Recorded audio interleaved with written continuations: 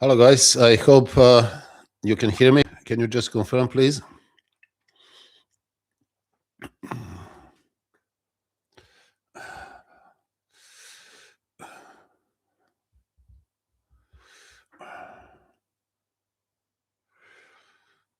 Hello? Can you confirm me? Can you hear me, guys?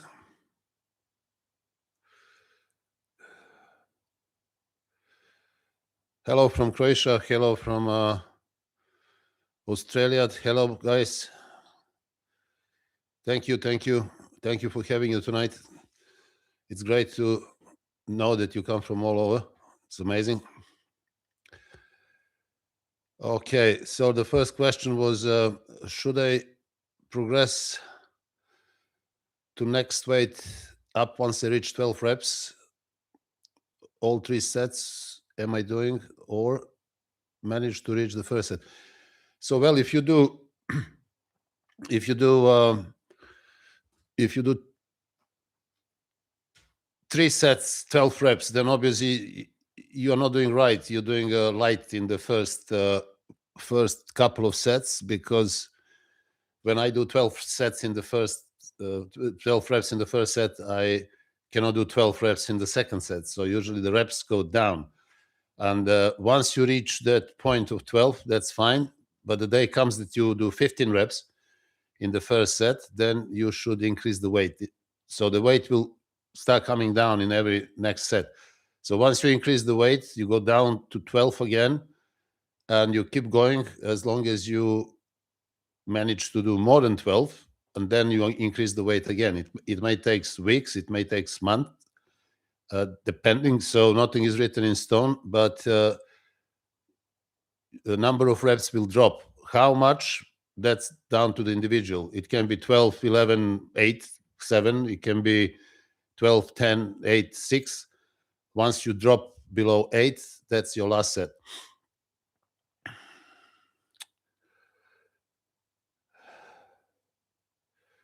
All right, let me see what is the next question.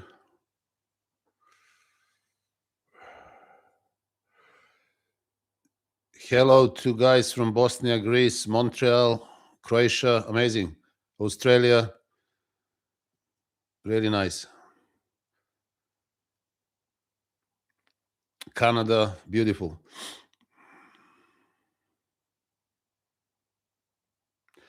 How do you feel about running 3 to 4 miles on days off? Well, you should have seen my video on cardio and also outdoor walking. Running is too demanding, it's too harsh, it's high impact activity, and I'm not really in favor of running, because it's going to put a lot of pressure on your connective tissues, especially your knees and your hips, and that stress will accumulate over time. So eventually you're going to have problems, as many people who run have. Runners usually don't speak about that, but there is a huge number of people who are running all their lives, and they have to have knee replacement, hip replacement, and similar. So we are not really created to run. We are bipedals. Runners in nature, they have 4 limbs. We have 2. We are made to walk, not to run. So whoever tells you different, fine, yes. People can also walk on their arms, but we are not made to do that. We are really bipedal. So walking is something that we respond extremely well to, especially outdoor walking, which I prefer as low intensity, long duration exercise. So instead of 3 to 4 times running, I would advise you to go walking. Outdoor walk for 60 minutes, normal pace will give you massive benefits, especially when it comes down to your metabolic health. You will be enriching yourself with one of the most important components in the body, and this is nitric oxide. Is the most powerful vasodilator. So is absolutely up to you. Running can contribute to higher production of cortisol, which you don't want. You already produce enough cortisol in your high intensity workouts, and anything more than that is just going to take you into the chronically elevated cortisol. So definitely I do not recommend running on top of let's say 4 training sessions a week.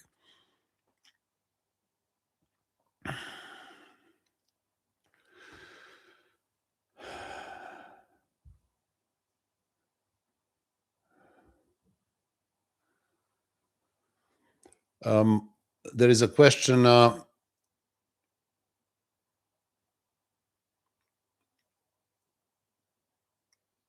What do you suggest for women who lost their cycle due to excessive training, cardio, and calorie restriction?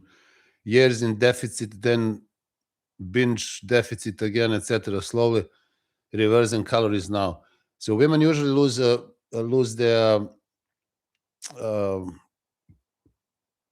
periods because of the low body fat level. So this happens to all competitive female bodybuilders, fitness competitors, also models, whatever they are doing. Every time the body fat level goes low, women use periods because nature simply doesn't want you to be under a certain percentage of body fat.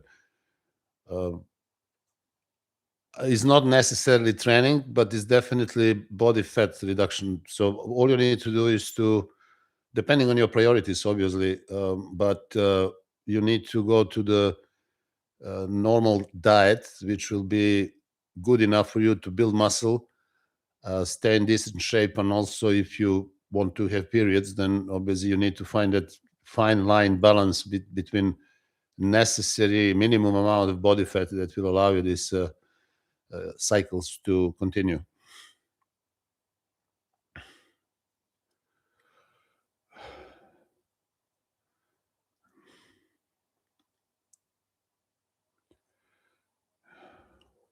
Is your triceps recovered on Monday before chest training if you do triceps on Friday?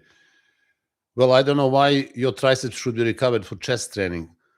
When you do chest, you should be really training chest, not triceps. This is the problem, and this is what I address in my new bodybuilding blueprint course, which I prepared for next week and should be out next week. This is something that is first time. Nobody ever done that.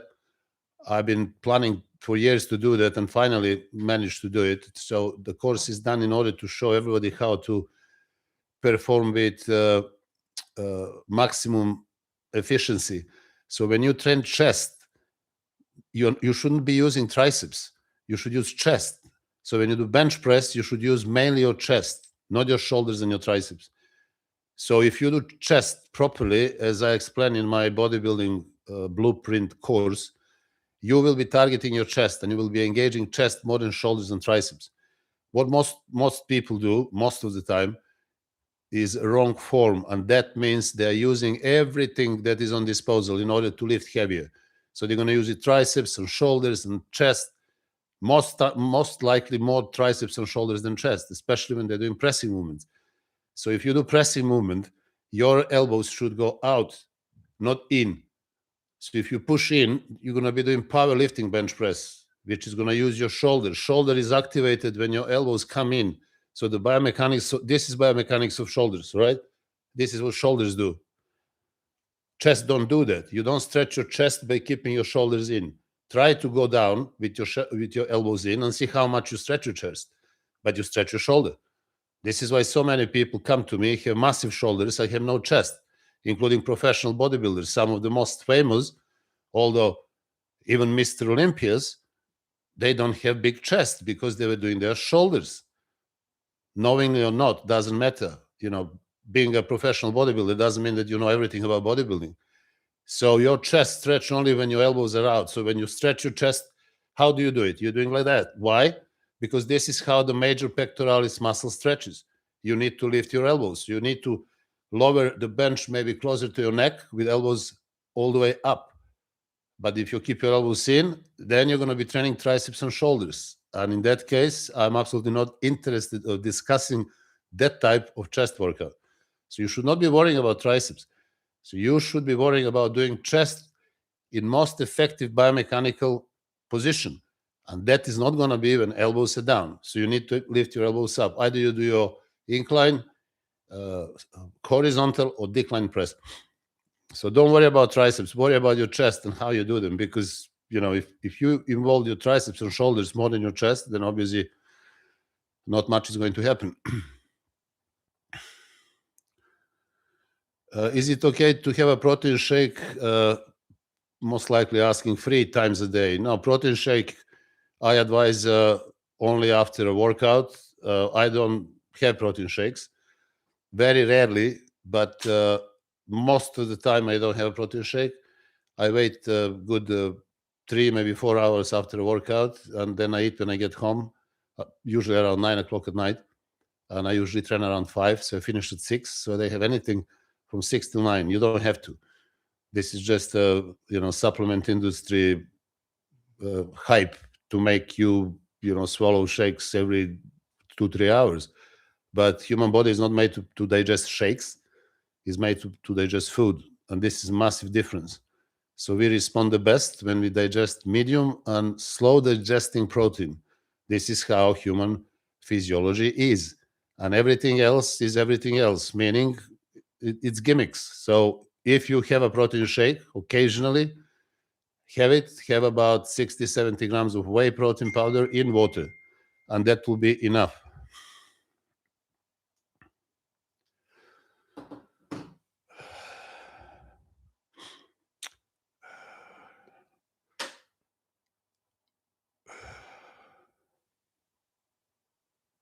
I become overtrained with your method. What's the reason? Well, I don't know what method you're mentioning and what you've done. The reason is probably that you don't eat enough. There is no such thing as overtraining. Overtraining only happens if you train every muscle 2 or 3 times per week. Otherwise, if you train muscle once a week, you will never be overtrained. The only other reason maybe that you don't eat enough, especially enough protein and also enough fat. So you need to look into your diet. I mean, I never got overtrained with my method in the last 45 years of training. None of my clients does, but because I'm in charge of them, so I monitor their food intake, especially protein and fat. And this is why people don't get overtrained. You may end up under eating, but not necessarily overtraining.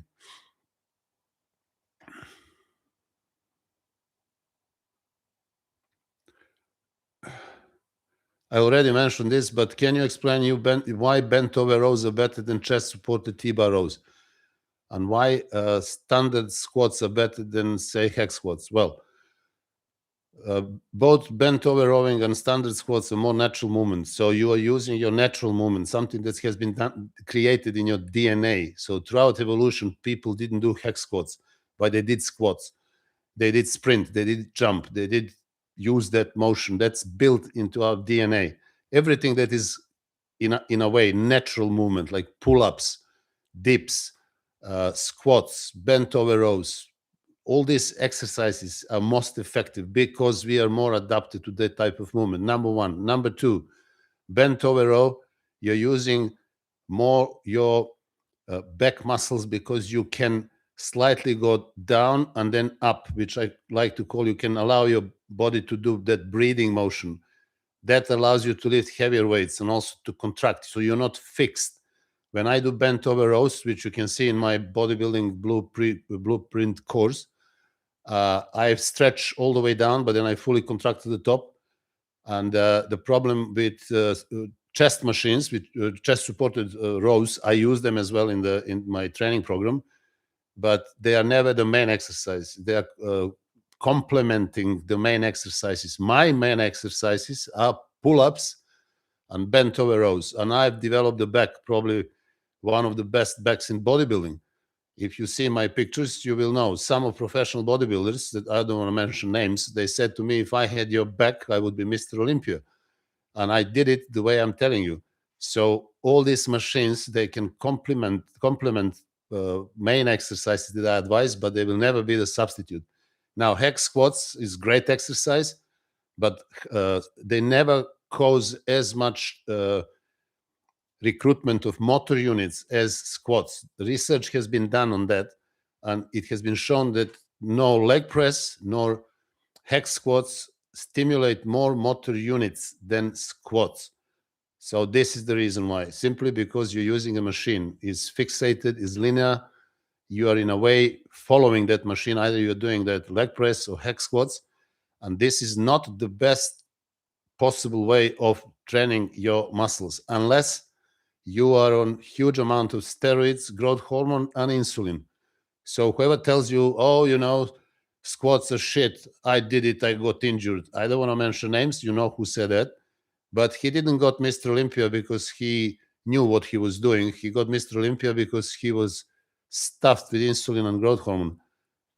If you want to go that way, then everything works. So don't worry about it. But if you're natural or just relying on small amount of steroids, then you will be better off following the golden era advice, because those guys had to build their bodies, which are, according to me, unsurpassed, up to date. And they've done it with small amount of steroids, and they've done it with high volume, high repetitions, and basic exercises. And funny enough, none of them got injured, none of them got disabled, etc. Most of these guys are still around and doing very good, comparing to modern bodybuilders, which end up, unfortunately, very badly, as you know, lots of them.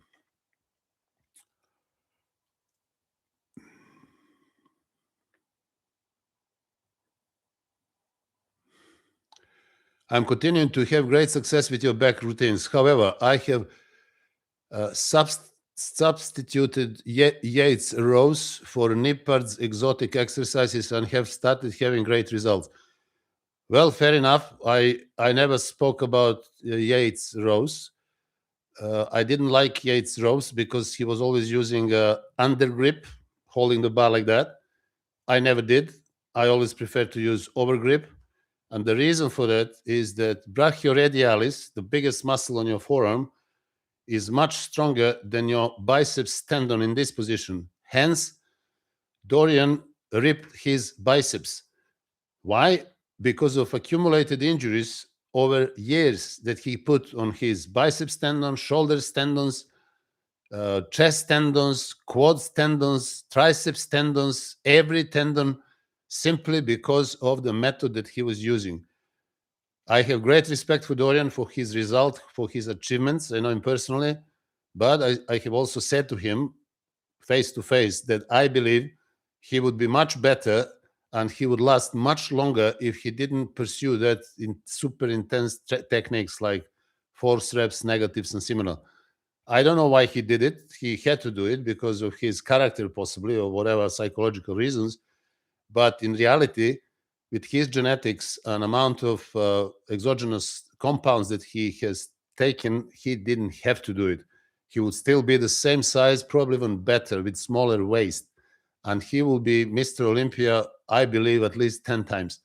But he knew what he was doing. He was the owner of his life. And this is the way it is. So what can you do? B30 YouTube, thank you very much for your super sticker, and I really appreciate that. Thoughts on Mike O'Hearn programs: 13 sets per muscle, 1 times per week, heavy weight, low reps for the first exercise. He says is good for longevity. Well, I don't know much about his program. I know that he looks fantastic. I know that he claims that he's natural, but even the kids would laugh on that. How much insulin and growth hormones he's taking, he knows. But regarding the amount of carbohydrates that I've heard he is eating daily, his insulin intake must be very high. And I just don't agree with this, because this can only work for people who are extremely enhanced. It's not going to work for you. It's not going to work for majority of people who are on a reasonable amount of steroids. And well, just give it a go and see. If you make some great results, send us your pictures and we'll probably all enjoy it. Once again, thank you for your support.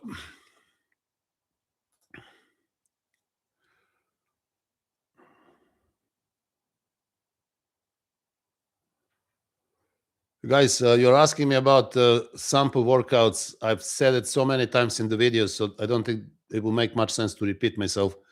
You better ask me something else, something that I didn't say.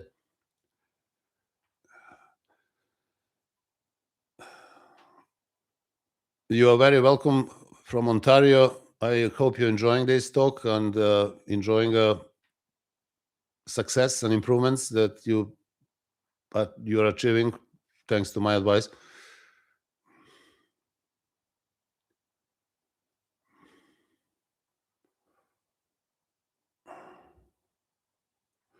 Regarding progressive overload, how many reps should I do beyond 12? I just explained it a few minutes ago. So if you listen carefully, then I just don't need to repeat the same answers.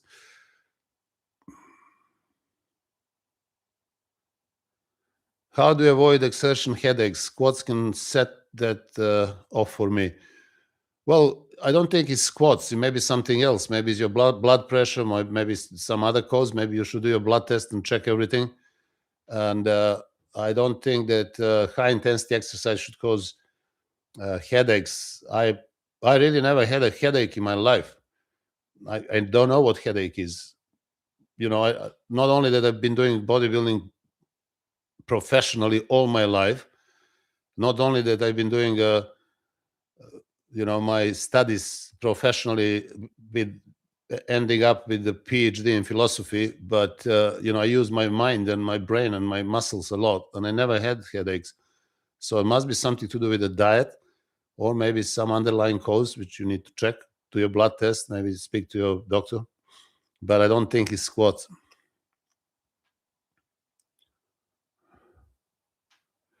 Bent over rowing gives me head rushes and dizziness. Well, I never said that bent over rowing, squats, bench press, and pull-ups are going to be easy. If you want a comfortable exercise, then listen to some other guys like Jeff Nippard and similar new wannabes. They will probably comfort you with some, exotic stuff. But heavy exercises, basic exercises, this is bodybuilding all about. So nobody built massive body and great physique without doing these basic exercises like squats, pull-ups, bent over rows, bench press. They're bread and butter. I built my body in first few years of my training only with free weights, with couple of machines. I only had lat pull down, which I rarely used. I only used it for triceps push downs. And I didn't even have a leg press, and I was winning shows because I was doing squats, front squats, lunges with weights. For back, I would do pull-ups up to 10 sets, bent over rows, 7, 8 sets. Then I would do a dumbbell, one-arm dumbbell rows, all kind of stuff. I would finish with the pull-downs, just like a pumping exercise. But my main exercise was always pull-ups and bent over rows. So I really don't know what to say. Again, maybe the reason may be low blood sugar level, or maybe too much carbohydrates in your diet. Again, you need to look for the reason somewhere else. But I would not blame the exercise. If you're, healthy and fit, then you should not have these problems.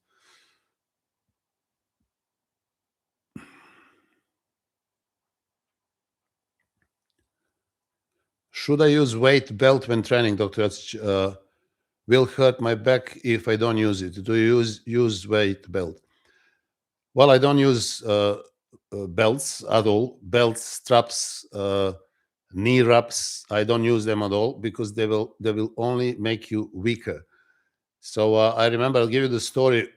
I used to use a belt religiously. I don't even know why I was using it, but also I used to use knee wraps because they helped me to lift a bit heavier in the early days. And then I think it was around 95 when my friend Chucks from New York came, big bodybuilder, and we were doing legs. And he said to me, "Why are you using knee straps?" I said, "To protect my knees." He said, "No, you're going to weaken your knees." I said, "What are you talking about?" He said, "You're going to weaken your knees because these elastic forces of the knee wraps are going to make you stronger, but not because your muscles are stronger and bigger, simply because you are using these elastic forces." And he said to me, "If I'm giving you advice as a brother, take them off and never use them again." So I remember when I took them off, I couldn't even squat with 2 plates each side. Before that, I was doing 4.5 plates. I realized immediately how fake those weights were. So I started using 2 plates only because I couldn't use more, because my knees, my ligaments, cruciate ligaments, collateral ligaments, they were very weak. They weakened over time. So I stopped using them, and my legs exploded literally in no time. But within a couple of months, I was back on 2.5, then 3 plates, but I had much better results doing less weight without knee wraps than when I was doing with them. So my advice, don't use belt. It's not going to help you at all. Research has shown that belt doesn't help anything, doesn't help your lower back, doesn't help your abdominals. You are just thinking that you are supporting something, but you are actually not supporting anything. That belt is just weakening all these areas which you use when you are squatting or doing bent over rows or similar. So instead of strengthening, they will be weakening.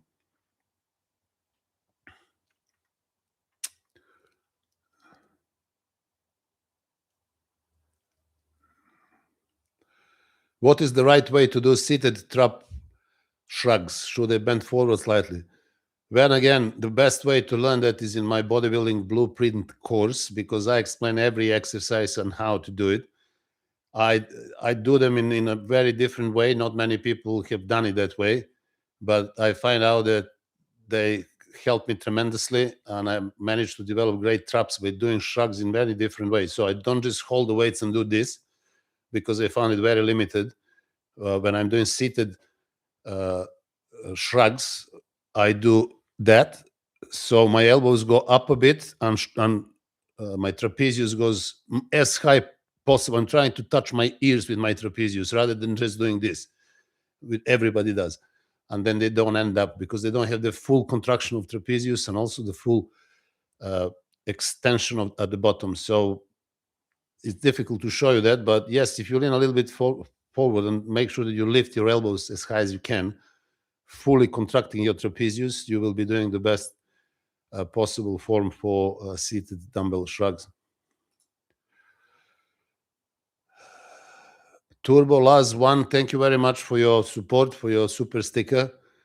And Turbo Laz has asked, I lifted too heavy 2 times per week per muscle, joint pain, fat gain, switch to 1 per week, 10 to 16 sets, lighter weight, strict form, intensity, less fat, less pain, muscle size staying. Yes, this is exactly what is going to happen. Training every muscle twice per week is going to bring you to the point of accumulated stress, accumulated injury, not just in your connective tissue, but also your central nervous system. So if you're doing that, is not the question if, but when you're going to crack, because these accumulated injuries, they don't show immediately, but they show over a period of time. And they're a major cause of overtraining. So basically, your joint pain was due to the accumulated stress on the joints. Your fat accumulation was due to the increased cortisol production. So you were probably in some level of chronic elevation of cortisol. And when you switch to training once, every muscle once per week, you probably got rid of body fat, because it's less cortisol and also joint pain. Now, if you want to increase your muscle size, you need to up your sets. 10 to 16 sets may be okay for biceps, triceps. Shoulders need at least 16 sets, because you need 4 exercises, at least 4 sets. Probably 5 would be better. And when it comes to bigger muscle groups like chest, back, and legs, I advise anywhere from 20 to 30 sets, depending on your fitness level as a target. So that doesn't mean that everybody should jump and do 30 sets for back, because it's impossible. But you should aim to do that. And over time, you will get there. So if you move from 10 to 15 sets, maybe to 14 to 20, eventually, as you progress, you will get to 20 to 30 sets. And that will be the best way to increase muscle size.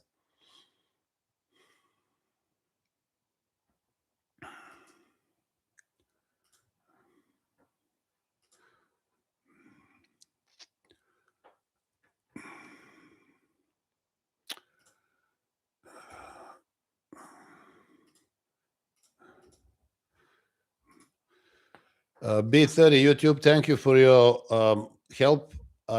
Question is, compare training muscle once per week versus 1 times every 5 days. Well, some people can get away with training muscle every 5 days, but for that you need to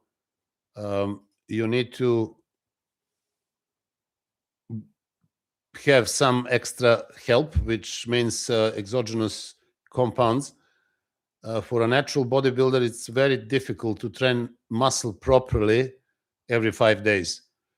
If you are on steroids, yes, you can manage to do every muscle in 5 days, but for naturals, not necessarily. My advice is, even if you are enhanced, to train every muscle once per week, but to train it properly.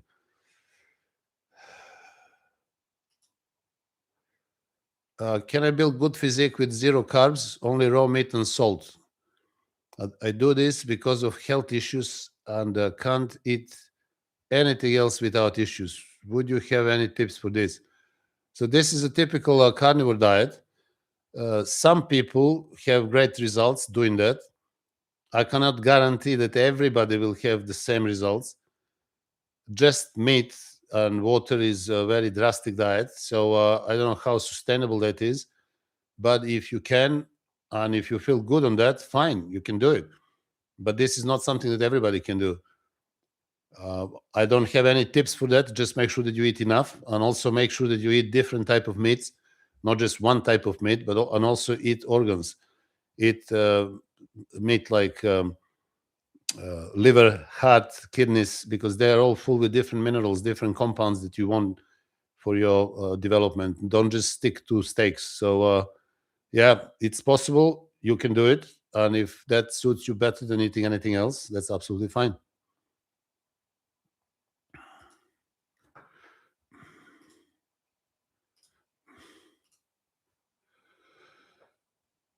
I find concentration curls help my biceps growth. Can I do them every here and now and then instead of squat curls? Well, I don't think I never been a big favorite of this. It can be a good complementing exercise, but not necessarily substitute for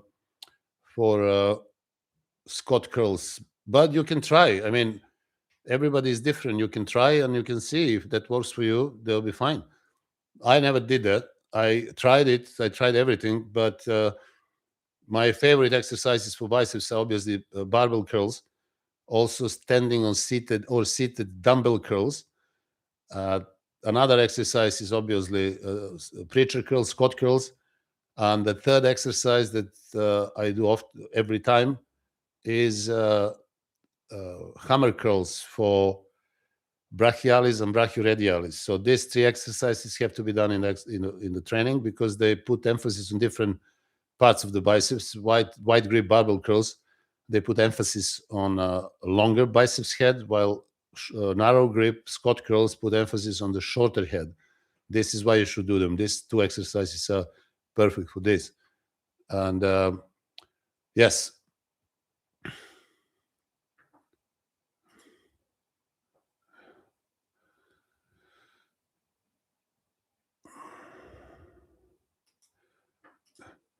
Thank you very much.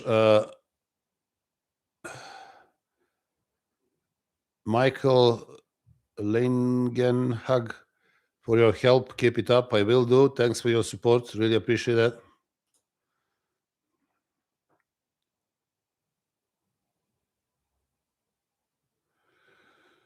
Dr. Nash, my basic diet consists of two egg sandwiches for breakfast with 3 eggs on each, followed by 4 eggs and 2 steaks for supper every day. What do you suggest for a bit of variety?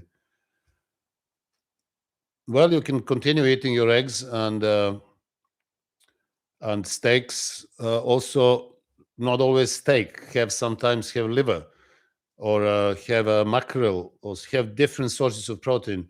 I try to have different sources of protein every day. So let's say if I eat eggs in the morning with cottage cheese and I have chicken for second meal, then I would have a steak in the evening. If I have a steak as a second meal, I would have mackerel as the last meal. If I have mackerel as the second meal, I will try to have liver as the third meal. So today I made some burgers for my second meal, and I'm going to have liver after we finish this live chat. So eggs are there every day, but I always do alternate beef with chicken, liver, and mackerel. Yeah.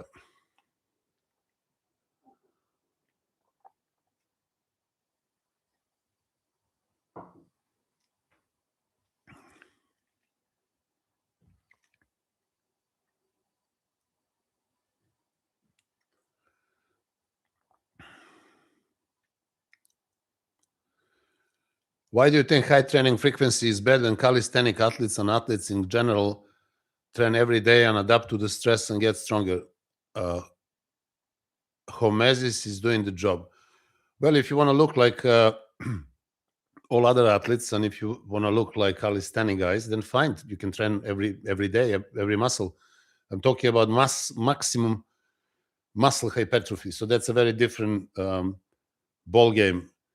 Calisthenics is good, is better than nothing, but there is nothing close to bodybuilding and muscle hypertrophy. So you're free to do whatever you want, depending on your targets and on your goals. So I'm not interested in anything but optimized muscle growth and fat loss. So this is what I talk about. What is your thought about eating 5 to 6 meals in a small portion? Well, it is possible. At some time I used to do that, not necessarily 6, but maybe 4 or 5 meals. But I found out that actually this type of eating, regardless of overall macronutrient content, kept me always out of shape. So once I switched to, this is years ago, when I switched to 3 meals a day and sometimes 2 meals a day, I immediately started getting leaner and recovering faster, and I started getting bigger. So 3 meals did much better for me than 5 to 6 meals. The main reason for that is when you eat often, you're constantly producing insulin. So your insulin is constantly elevated. And when your insulin is elevated, you are simply entering that state of low insulin sensitivity. And low insulin sensitivity is simply harming you because, first of all, you don't deliver necessary amino acids and glucose to the muscle cells because your insulin receptors are not open, they are not sensitive. So your delivery of amino acids and glucose is much less, regardless of how much you eat. Second, insulin is a storage hormone. So most of the nutrients, even protein, not to mention carbohydrates, hence glucose, will end up in fat. Third, partitioning. Most of your nutrients will go into fat rather than into muscle tissue because of the low insulin sensitivity. And this will happen when you eat 6 times a day. Now, if you're taking steroids, things will change because steroids increase insulin sensitivity. So you open the receptors more. You're forcing your cells to grow, to absorb more. And also you're forcing your cells to increase their sarcoplasm. But again, if you're not on steroids and if you are training as a natural or on a limited amount of steroids, this is not going to work for you. You can try and you can see. Golden era champions like Arnold, Sergio Oliva, Serge Nubret, Albert Beckles, and many others, they ate only 3 times per day. And look what kind of bodies they achieved. And not only them, there are many others as well, even the modern ones, because people are learning. One thing is, if you eat because you like to eat, because you enjoy your carbohydrates and you're simply hooked to, nice, delicious food. This is one reason. If you live to eat, you will always find the reasons to defend 6, 7, 8 meals a day. If you eat to live, then things change immediately. So I eat when I'm hungry, and I feel great about it, and I will never change that. So if you're eating just because somebody said or the clock said that you should eat, I think you're not doing very good.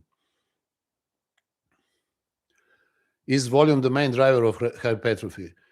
Well, relatively speaking, volume is the main driver of hypertrophy, but not any volume. It doesn't mean that you can sit down and do 100 sets of biceps curls with 10 kg barbell.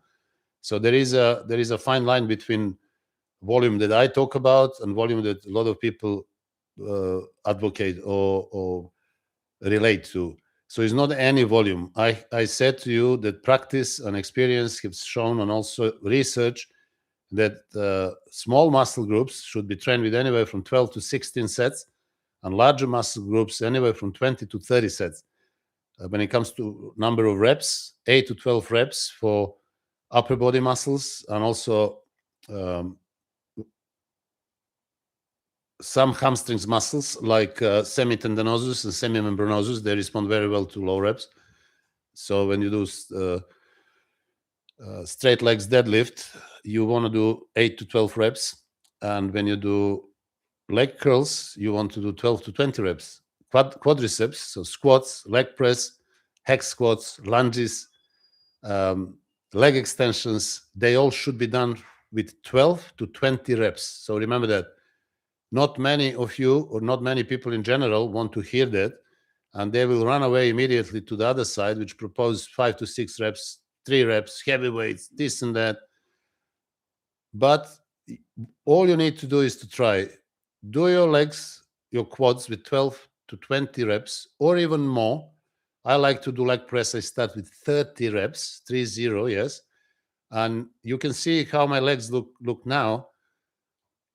When I don't compete, I don't take any steroids. So just think, how is that possible? What magic am I doing?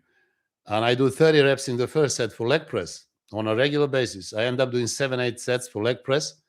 Start from 30, finish with 10, 12, 10 rarely, but 12 would be the last set. And after that, I do squats. I do 4 to 5 sets. Again, 12 to 20 reps. And I don't know what to say. It's ridiculous, but nobody in the gym of 3,000-4,000 people with professional bodybuilders and so many serious competitive bodybuilders has legs similar to me. They're all fat all year round, and then they struggle to get in shape before the show. They never reach the shape and condition that I have on my legs 12 months a year, every year in the last 10, 15 years. So just think, what is that? What am I doing? I'm not taking any diuretics or anything like that. So how is that possible? So obviously training is the main reason, and also diet. I eat 3 times a day. I train 5 times per week. I feel great. I'm not overtrained. So how is that possible? So you see, I'm not a scientific experiment.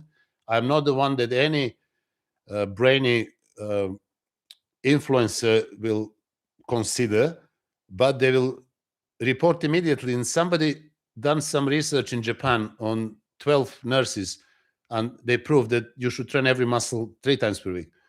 I mean, who cares about these experiments? Who are these people? Who are the experimental groups? This is people who are completely irrelevant. Some college kids, nurses, women, sedentary people who never did anything. They're not bodybuilders.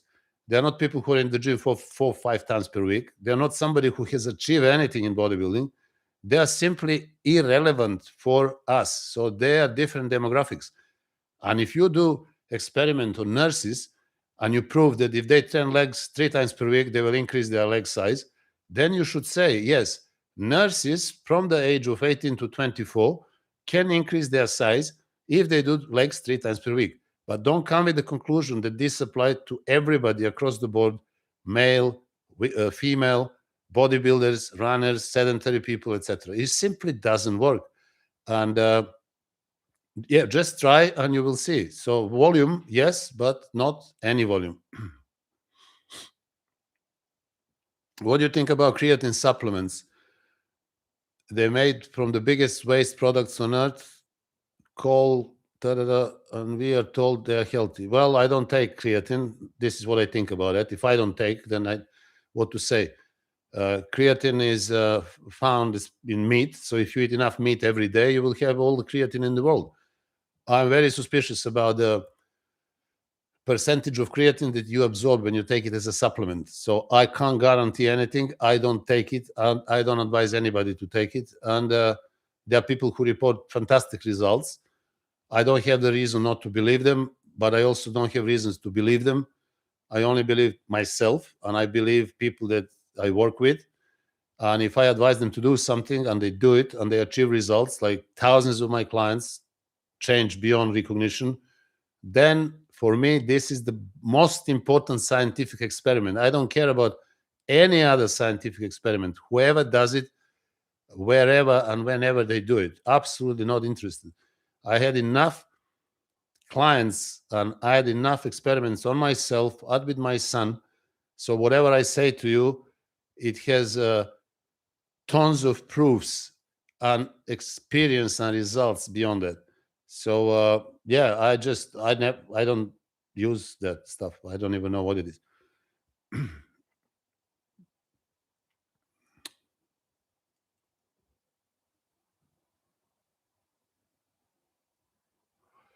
The advice on making the muscle you're working to do the job been a great gain. I now go lighter, but make sure I feel the muscle work. Again, well done if you've taken this advice on board. When you say I go lighter, I don't talk about lightweight and heavyweight, because through my lenses, there is only one weight I'm interested in, and this is the right weight. So there is no such a thing as a lightweight and heavyweight. So whoever said what is heavy and what is light, what is heavy for me may be light for you. What is light for me is maybe heavy for you. So you see how irrelevant is that vocabulary when you use that particular narrative. And this is often used in bodybuilding world, because people usually talk about something without knowing what they're saying.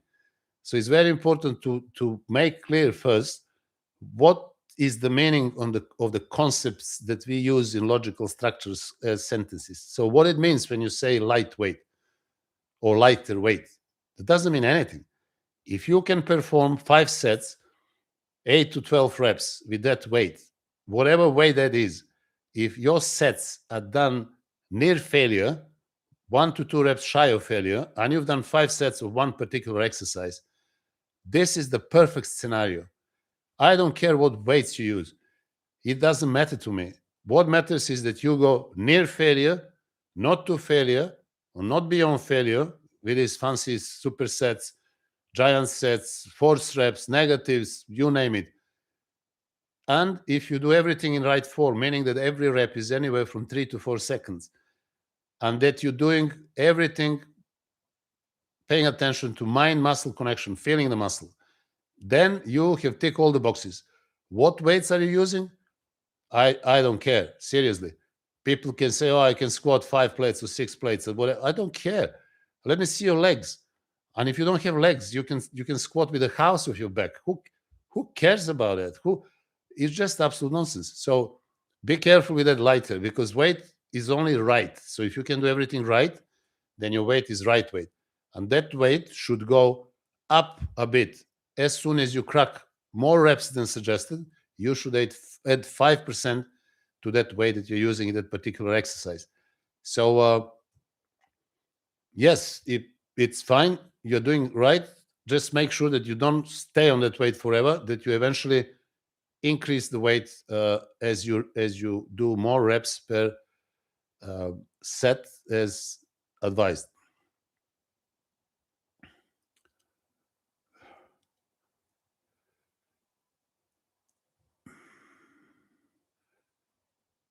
The Zach, thank you very much for your support as well. And Zach is asking, what is good rate of losing fat weight per week with the diet you suggest? What do you recommend? What about barbell rows? Barbell rows with back pain, probably meaning barbell rows. So what is the good rate? Nobody can tell what is the good rate. If you adjust your diet and your training program, you will be losing fat. And my advice to you is to do photos of you front, side, and back every 2 weeks, and then you can compare your look. And if you see changes there, you are doing right. If you don't change, you need to change something. You either need to change your training or you need to change your diet. How much is that per week? Fat, you can lose 1 pound, 2 pounds per week. It's again a relative. Different people lose different amount of fat. When it comes to barbell rows with back pain, I don't know why you're having back pain. You should not have back pain in the first place. So you need to find the cause of that back pain and then deal with the cause. And once that is done, you should do barbell rows, because there is nothing better than that for your back thickness, meaning major muscle which are involved in thickness, like trapezius muscle. So 2/3 of trapezius muscle literally belong to back. And this is the biggest muscle that you train with barbell rows. So there are other muscles as well, like infraspinatus, supraspinatus. Then you have rear delts. Then you have rhomboids. All these muscles contribute to that thickness. And you hit them mainly with bent over rows. You also use them when you do pull downs or pull ups, but the main impact on them is doing rowing exercises, especially the best exercise for thickness, which is barbell bent over rows.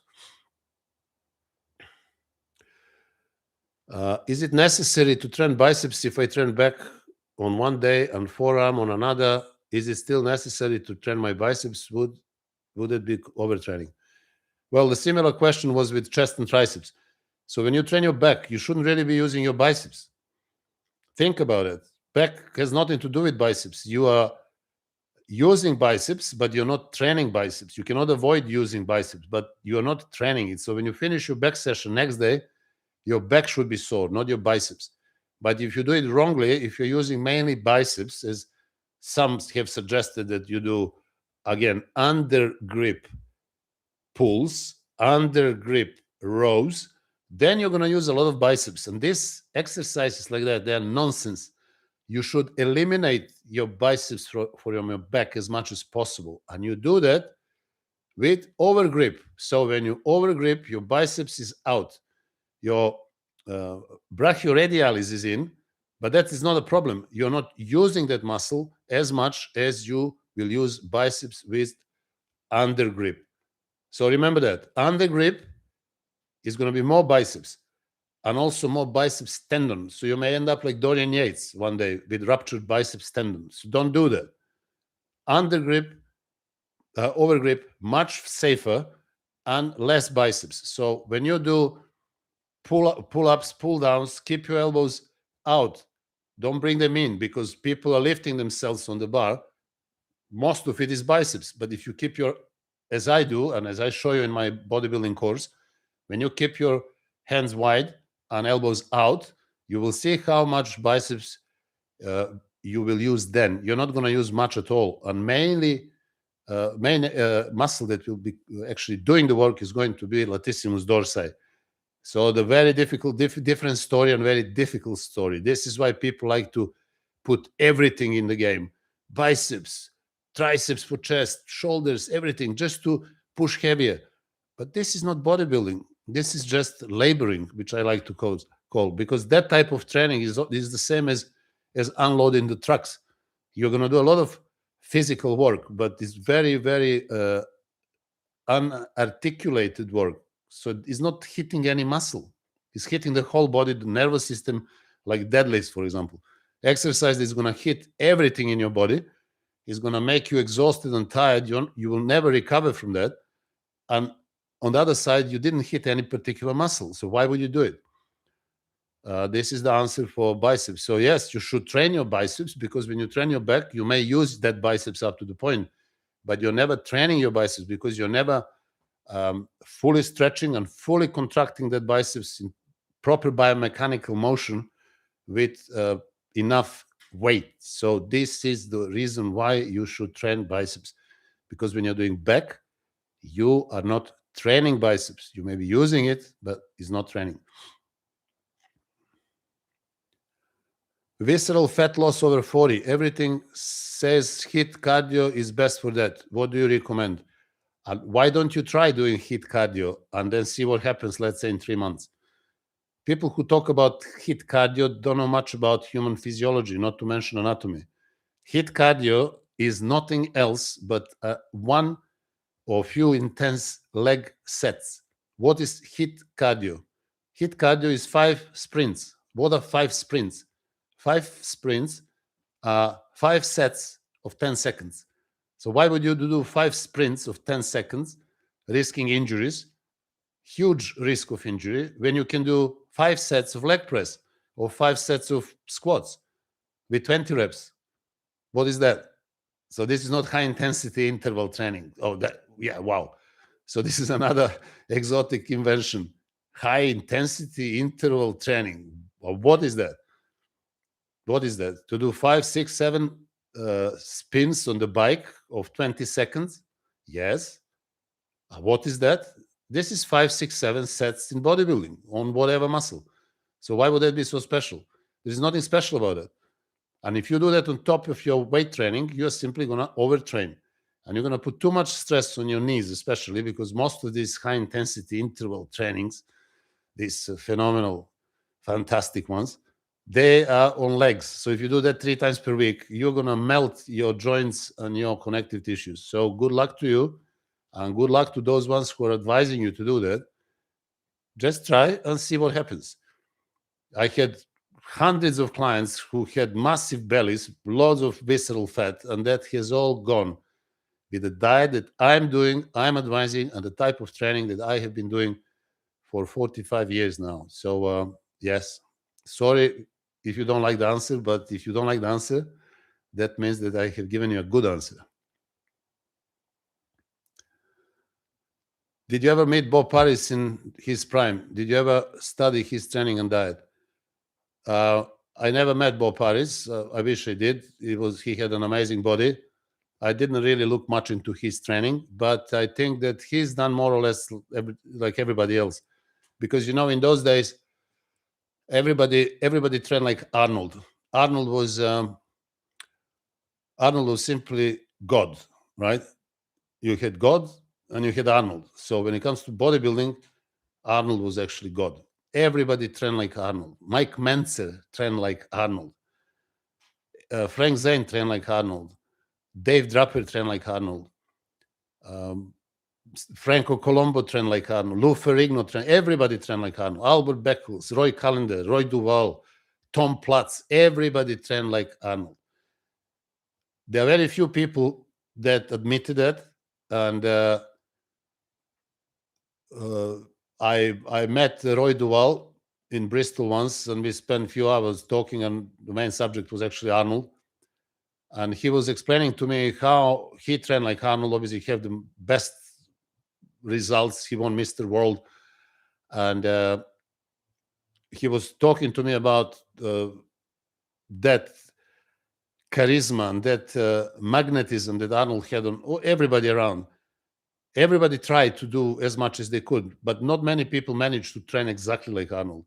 But still, by pushing towards that goal, as I say when I advise people to do 20 to 30 sets, X number of reps, this is the goal, this is the target, and you want to get there.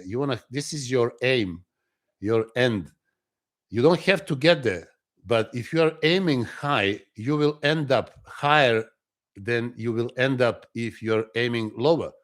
So when you do business, if you negotiate, if you want to secure investment of 10 million pounds, you're not going to ask for 10 million. You're going to ask for 20 million, because you may end up taking 12 or 15. So even in that negotiation in the real life, you want your heights, your targets to be high enough. If you ask for 10 million, you're going to end up having 5 or 6. If you ask for 20, you may end up getting more than 10. I've done few businesses like that, and I know exactly what I'm talking about. So when your targets are high, you will end up higher than if your targets are low. This is why everybody followed Arnold, and all of these people had success up to the point.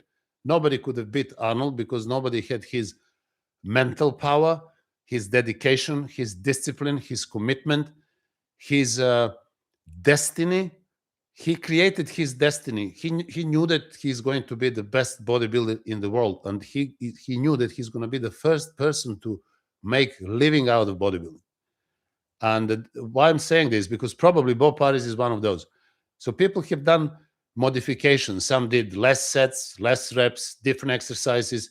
Some people even attempted to create something on their own, something special. They're going to be remembered by that, like Mike Mentzer and his heavy-duty training system, etc. But every road leads to Rome, and most likely that Bob Paris did like everybody else. Why I'm saying that? Because when I'm looking at his physique, Bob Paris had an amazing body. Everything was there, all muscles developed, waist small, meaning not doing nonsense exercises, conditioned perfectly, meaning diet, again, low in carbohydrates, not the standard belly, obviously low carbs again, and muscles fully mature, dense, which suggests to me high number of reps, high number of sets, because without them, you're not going to have that. And yes, I will look at his training, but I didn't. So I can't really say much about his type of training.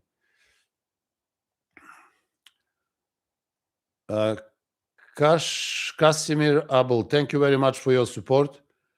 From Finland, yes, I'm glad that you have learned a lot. Casimir, yes. And yeah, if you have any questions, ask. It would be great to answer you. Again, thank you for your support. Let me see what else is there.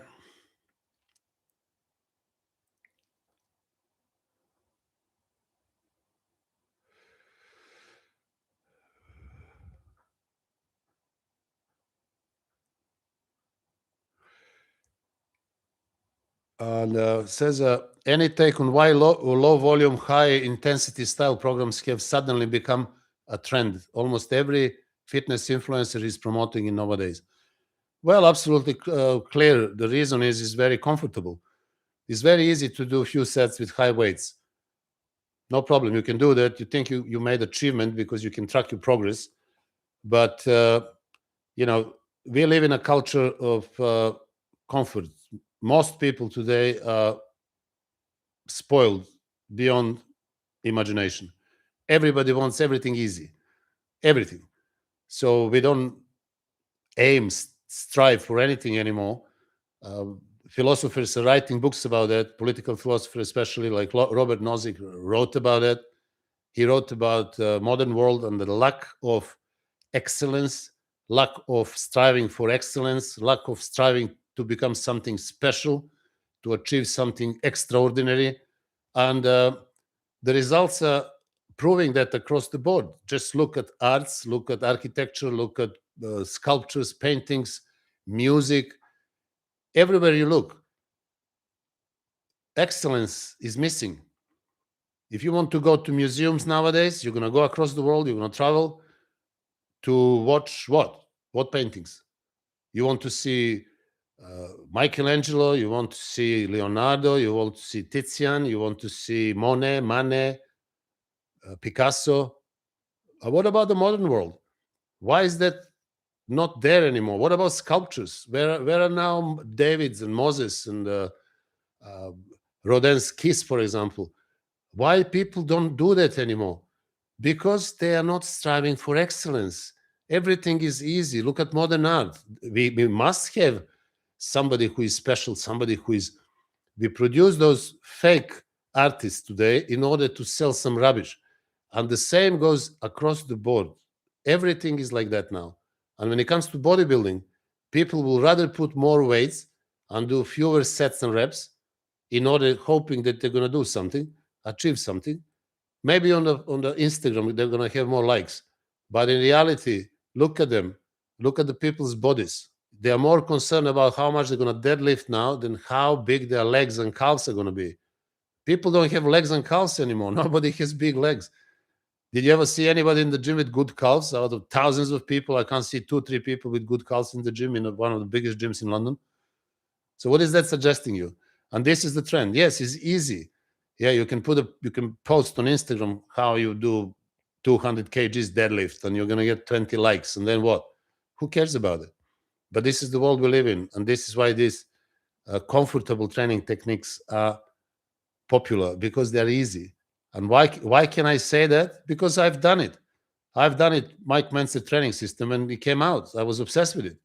I was strong, I was big, I was fat, I was full of water, high blood pressure, his diet 70% carbs. And one day I looked in the mirror and I thought, this is not bodybuilding. I mean, I'm not doing something right. And then I went to Paris, went to Serge Nubret, and I saw something completely different there. Everybody in the gym looking like from different planet. And what these people did, high volume, high reps, no carbs, only protein and fat. And once I started doing that, guess what happened? Miracle. I started competing. And I would never do that if I was following this trend, if I continued to follow. But now, as I said to you, people are spoiled. They want comfortable things. And this is more comfortable. Just go and do 30 reps squats, one set, and then come back to me and say to me what is easier, to do 6 reps with heavy weights or 30 reps with medium weights. And you will get this answer in an instant.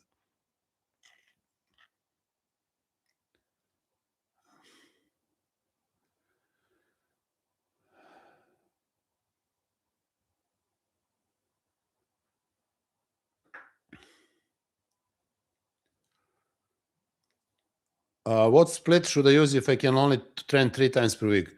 So if you're doing 3 times per week, you can use something like push-pull legs, or even better, you can do chest and back day 1, 4 exercises each. It will take you a little bit more longer session, but chest and back day 1, then day off, then do shoulders and arms day off, and then do legs. You can also do chest, shoulders, and triceps, and then next workout back and biceps, and then legs. But I prefer to do 4 times per week for most people. 3 times per week is fine for beginners. I advise push-pull legs, but in that scenario, I don't advise more than 3 sets per exercise, which is not optimal, and less exercises per muscle group. So it's good for beginners, but not necessarily for more serious lifters, if you want to be somebody who wants more results.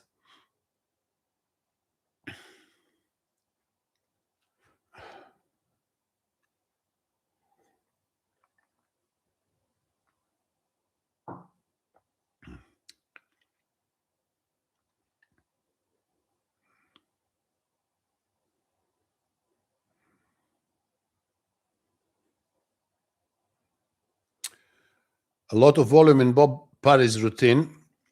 A lot can be found in his book. I really enjoy them. Strict form, lot of full stretch before contraction, 20 minutes cardio after every session. Really good books.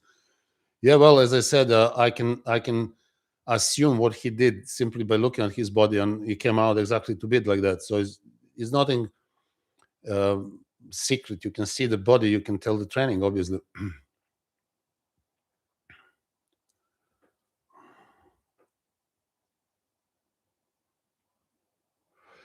I'm 74.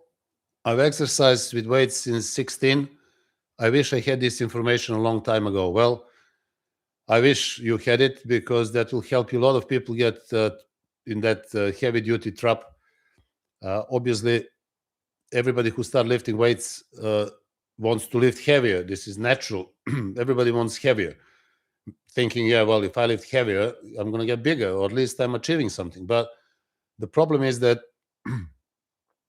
weightlifting and strength training, they're not the same. So if you want to be power lifter, that's a different story. Bodybuilding is all about volume.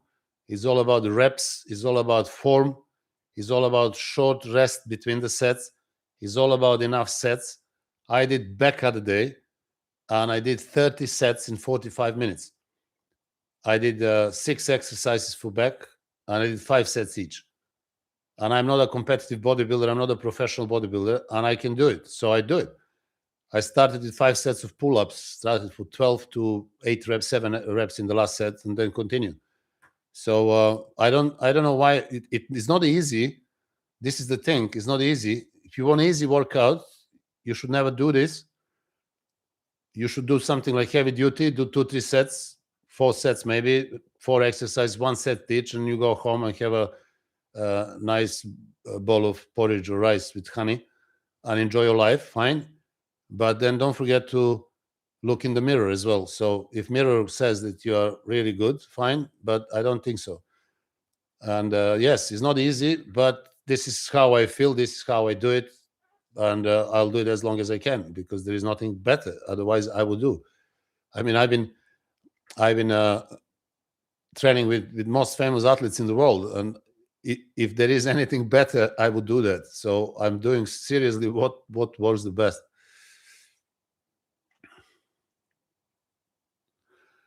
Sorry if you answered this already, but do you agree with Serge Nubret's training? Well, I did few videos on Serge Nubret. You should have seen them as well. And I talk about his training because I actually trained with Nubret. I've been there a few times. I spent time with him. His training was simply impossible. It's again a target that you can aim for, and not many people. I can't remember. There were a couple of guys that did something similar, like Serge Nubret. That was Steve Michalik and John Defendis. They did these 40 plus, even 50 sets, and both of them looked amazing.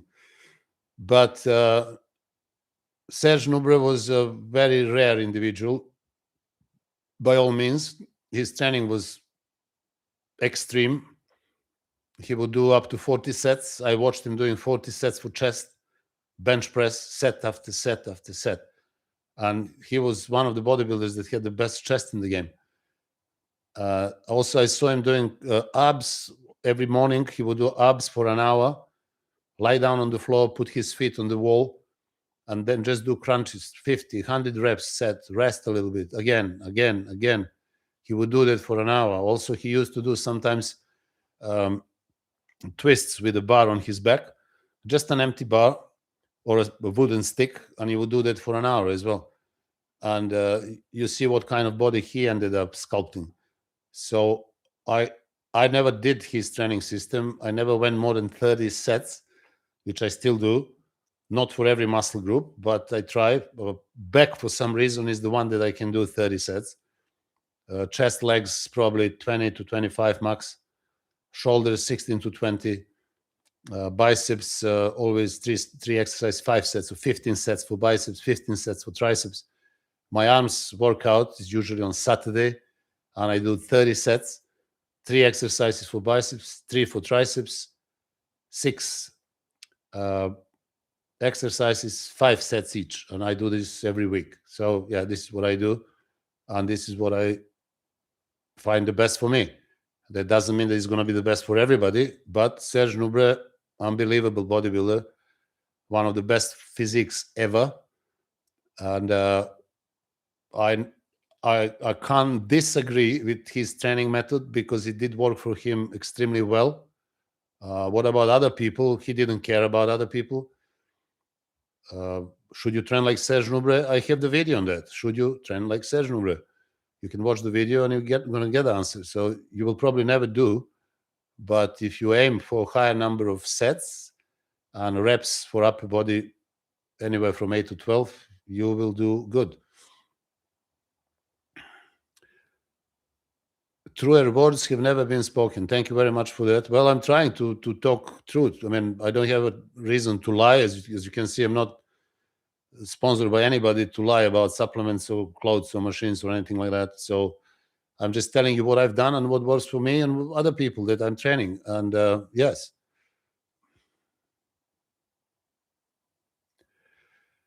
Yeah, well said. This day, they tape a banana to the wall and get $275,000 for it. But this is what I'm talking about. Yeah, this is because there is no attempt, no strive for excellence. So everything goes. You know, I like to often say every year we have to have a Miss World, right? Or Mr. Olympia. So if you have 10 fat guys, which will eventually happen on the stage, one has to win. Now we get guys who are winning Olympia who are not even shredded. Miss World, if you have 20 fat women, one will have to win, and you're going to have Miss World. So every era, every year, every culture have to have something to adore, have some winner in something. Either that is the song or football or this or that. It has to be, the show has to go on. And when it comes to quality, it's going nose down. In art, for example, in music, classical music, from Beethoven, Bach, Mozart, Tchaikovsky, Liszt, Vivaldi, what happened with music? Just look, listen to those symphonies and listen to music now. What is going on today can hardly be called music by those old standards. It's some noise, maybe comfortable noise. And that comfortable noise actually resonates across the board, like comfortable training system, comfortable art. Look at the architecture nowadays. What is this? Looks like nothing. The boxes of glass and metal. And we call that architecture, right? And then go around the world and look at those cathedrals and palaces. It's just completely different. So yeah, we are sinking into that world where short workouts we can do for 15 minutes, maybe twice per week. That is going to be amazing. But I can't promote that because it doesn't work. So how can I tell you? Yes. Have you ever done full body workouts? No, absolutely not. It's just absolute nonsense. You don't do that. Why would you do full body workout? You need 20, 30 sets for a single muscle group. How are you going to do this for the 6 muscle groups in the body? It's just the idea is wrong. Is not valid. So the concept of full body workout is wrong in itself. So it's not logically sound. It cannot be full body workout. Would you consider a carb day if you are insulin intolerant? You cannot be insulin intolerant. You can only be insulin sensitive or insulin resistant. So not intolerant. Resistant, you don't eat carbs at all. Why would you have a carb day? Because you want to eat ice cream? Again, we are talking about that comfort world. You see, human body is not created to serve your pleasures. Human body is created to serve your life. And if you look after your body, if you give your body food that the body needs, if you give your body essential nutrients, what is essential in food? You have essential amino acids, which are abundant in meat, proteins, and eggs, and cheese. This is where essential amino acids are. So meat, fish, cheese, eggs, fish, chicken. End of story. Story ended regarding essential amino acids. Now you have essential fatty acids. Where are they?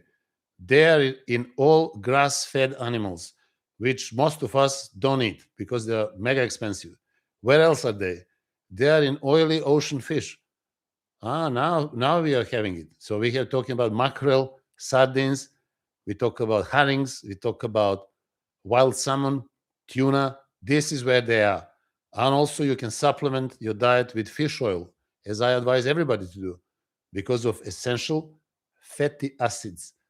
So these are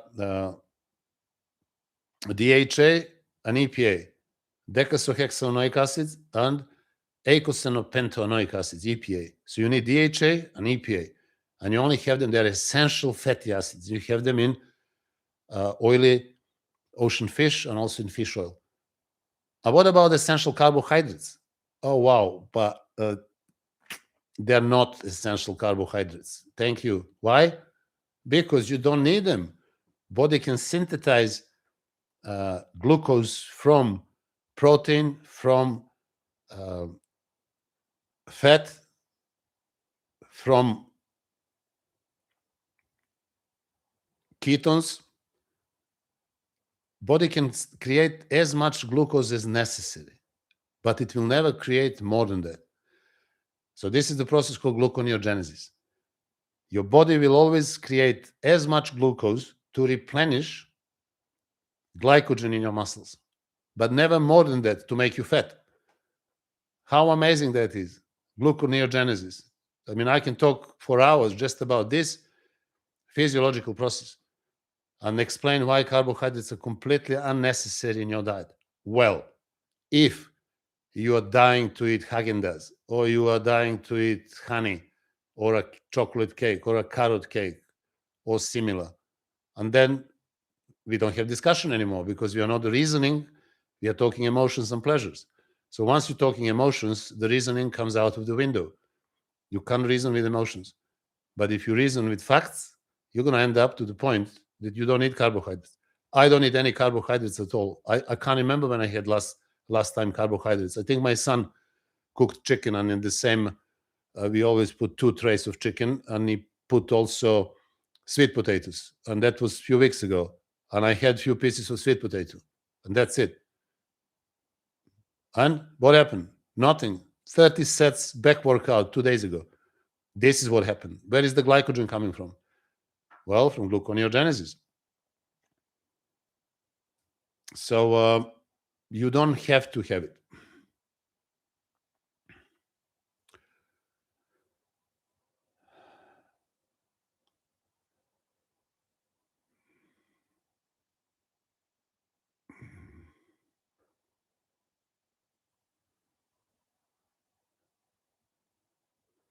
Hi from California. Does the popular two-set method destroy the CNS? I don't know what two-set method is. Sorry, wasn't in school that day, so missed that lesson. I don't know what two-set is. So CNS is destroyed by training every muscle twice per week. Central nervous system cannot take it that much because you're repeatedly hitting the same parts of muscle tissue, and that neuro response to that particular area is too much for central nervous system. Also, when you do force reps, negatives, those super intense techniques, when you are going beyond failure, you don't even need to go to failure. I mean, golden era is the best proof that you don't need to go to failure. Not modern research, but golden era. Athletes, the best athletes in the world. Everybody wants to look like Frank Zane. Everybody wants to look like Serge Nubret. Everybody. No lies about it.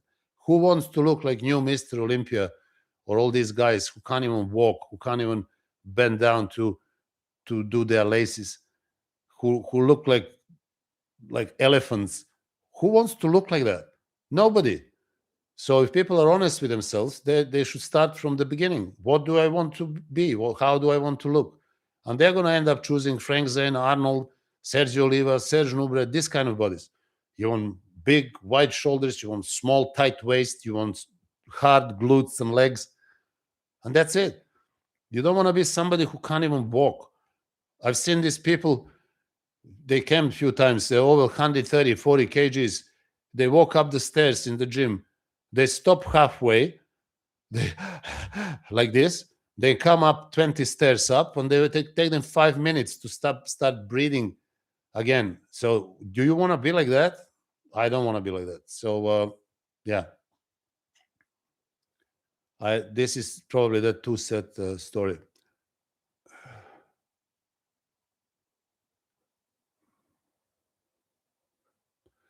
The quality of the music that people listen to affects the quality of their mind. Yes, absolutely yes. I've studied the arts as well, and during my philosophy courses, and playing an instrument, for example, and especially playing classical music on piano or a violin or similar, actually activates more neurons in your brain than anything else. So it's clearly something extremely, if you want, divine. That type of music is very different. This type of music, they're made by computers, just from the people to jump up and down and enjoy themselves while taking ecstasy or similar. This is not music. It's just a rhythmical noise that is enjoyed at some, psychological states, maybe psychedelic states if you want. But this is how it is, and people who know about that, they enjoy and they listen to classical music. They go to concerts of classical music, and they visit galleries around the world in which they can enjoy and indulge all these amazing arts compared to everything that resembles these heavy duty short workouts and 2 sets per exercise. So this is the story.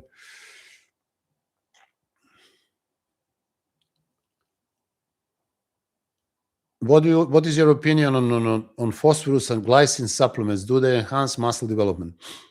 Yeah, good you asked this, because I'm going to just continue on the analogy with golden era. Now, do you know that Arnold, Sergio Oliva, Serge Nubret, Frank Zane, they didn't know what creatine is. They didn't know what glycine is. They didn't know what glutamine is, BCAAs, and all these other hundreds of new supplements. People sometimes come and ask me, I don't even know what they're talking about, because they're absolutely not unnecessary. They're toxic as well, because you're stuffing your body with something that doesn't exist in nature. Creatine doesn't exist in nature on its own. All right? Glycine, amino acid, doesn't exist on its own. Vitamin C doesn't exist on its own. Everything else that you take, supplement, nothing exists on its own. All these microelements exist in food in combination, ideal combination with other microelements, either vitamins or minerals, and also protein and fat and fibers. Nothing in nature exists on its own. So just forget about it. How did Arnold build his body like that?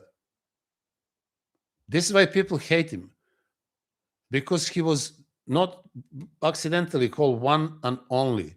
Look at his pictures, 74, 75. No living soul the bodybuilder has come even close to him. They look like something different, but they don't look like bodybuilders. Where was glycine, glutamine, BCAAs, whey protein, creatine? Non-existing. What did Arnold eat? Eggs, meat, fish, chicken. That's it. So this is the answer to all supplements and all the money that you're going to lose for nothing. I have clients from all around the world, and most of them, when I ask them for their current diet and supplement plan that they are using currently, they send me a list of supplements. Half of them, I don't even know what they are. And they don't look very good at all. I competed in bodybuilding. I was shredded to the bone, and I didn't take any supplements. I didn't have any supplements.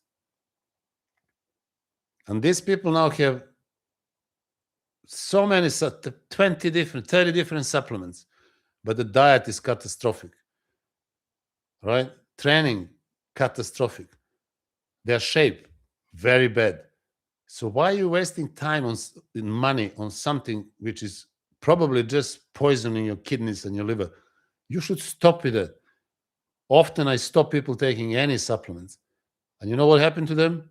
They start losing water, because most likely, most of these supplements were simply toxifying, causing the body to retain water in order to dilute the toxins, or in order to exert faster and easier all these unnecessary elements. So just don't worry about it. Eat the food that I advise and train the way I said. I know that diet that I'm advising is not the tastiest diet in the world, because there is no ice cream there are no cakes and chocolates, sweets, pasta, rice, bread, nothing like that. Training that I advise is not a comfortable one of a few sets per week. It's hard one, it's very demanding one. But if you want to change and if you want to optimize muscle growth and fat loss, this is what you should do. Because whatever else you do, you will come back to me and you will say, as so many people did, just read the comments on my YouTube. So many people did. Oh, when I switched to your diet and your training system, I have changed so much in the last 2 months, in 3 months. This is amazing. You want people changing in months, in weeks. I'm not talking years. So imagine how they're going to look next year this time. And basically, that's it. Stick to the healthy food, wholesome food, and type of training that I'm advising, and you will be doing very good.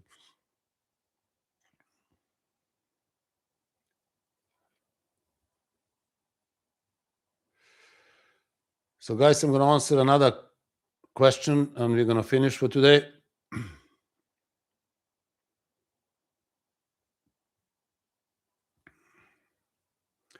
Since we don't use calories, how would you go about losing fat on a high protein, medium fat, no carb diet? Would you eat less overall, or eat less or more fat, etc.?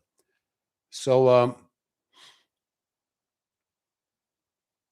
you need to have some point of reference, right? Archimedean point. So you need to start from somewhere. If you are 100 kgs, you should eat 3 grams of protein per kg. That would be 300 grams of protein. And you need to eat 1 gram of fat per kg. So this is 100 grams of fat. And you start with this diet. And you train, as I said to you, eat 3 times per day. Eat 100 grams of protein per meal and 33 grams of fat. And see what happens. If you start losing fat, stay like that. Don't change anything. Keep training, keep eating this food. If you stop losing fat, then cut your protein a little bit. Cut down to maybe 250 grams. Keep going. You will see progress. If you stop, then cut fat a little bit. So from 100 grams, cut down to 70 grams. And you do this as long as it takes to get in shape that you want. But don't forget to train, as I said. So not necessarily you need to cut a lot, but your training has to be right, number of reps, number of sets, everything is explained in perfect form. Again, my new bodybuilding blueprint course is coming next week. So you can, if you want to download it, you will learn how to exercise every effective exercise for every muscle group. So I'm demonstrating that, and nobody has ever done that before. And if you do everything right, you will be losing fat. So just you need to slowly reduce amount of protein and amount of fat that you eat, because if you're not losing fat, you obviously eat too much.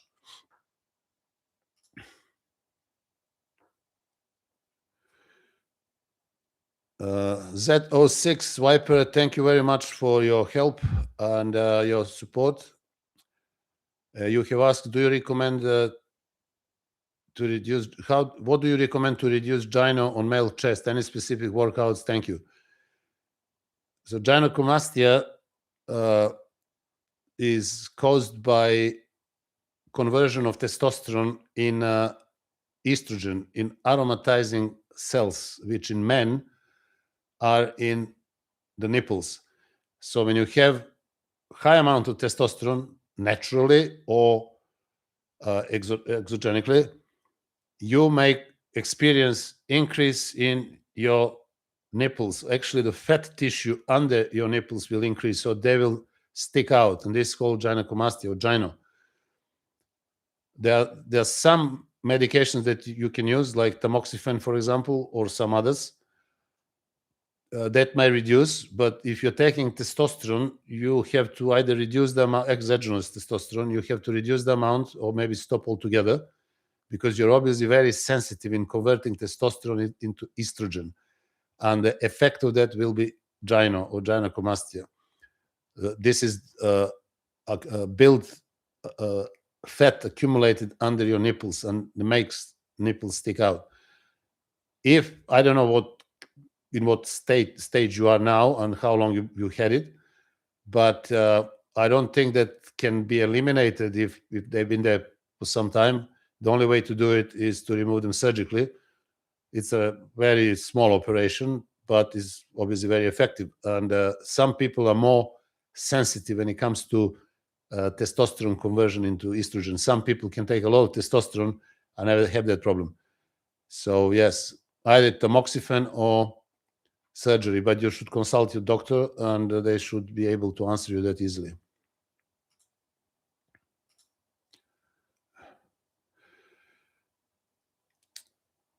Tit Ernal Cruz, if I read it, thank you for your help and your sticker. The question was how to have a better sleep and what to do when having trouble to sleep. I couldn't find an answer in your books.